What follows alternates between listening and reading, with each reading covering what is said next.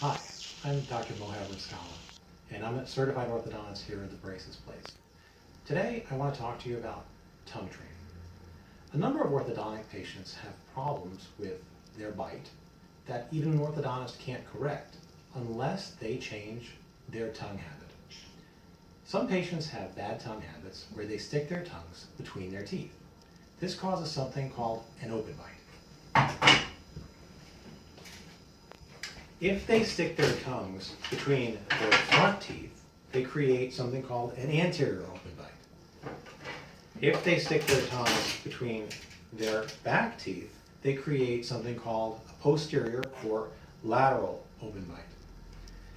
So the question is, what can an orthodontist do to fix this problem? And the answer is nothing, unless you change your habit. So how do you change your habit, and what's the proper position of the tongue? Come closer. This is a model of your teeth. The proper tongue position is the tongue should be up in the roof of the mouth in what I call the end position. The end position is the position of the tongue if you're making the sound N and holding that position. You'll notice that the tongue is basically just touching the insides of all of the upper teeth.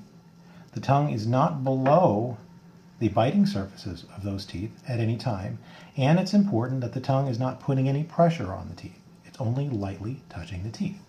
That's its position. The next part is its activity. The active experience the tongue should have when it's in its proper rest position is suction. Suction means that the tongue is sucked up into the roof of the mouth so that it creates a pop if you were to break the suction. So the roof of the mouth, we want pressure right here, the tongue in the end position, and creating suction in that position.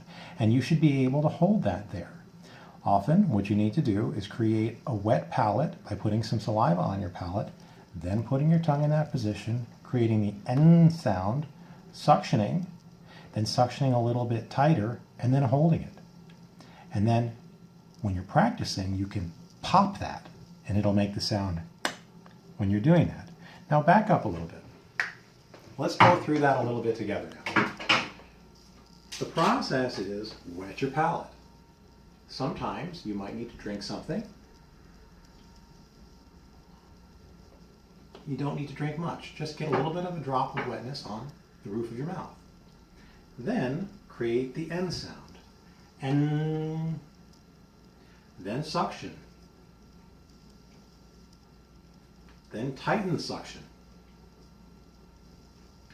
Then relax your lips. And then hold it. And then to figure out how much suction you actually created, you can pop it. So now I'm going to walk through this and I'm just going to point to it as I'm doing it. And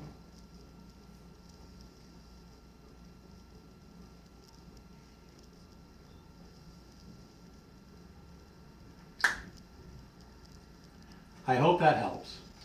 If you want to, you can also print out a version of what we just went through online on our website. Thank you and have a great day.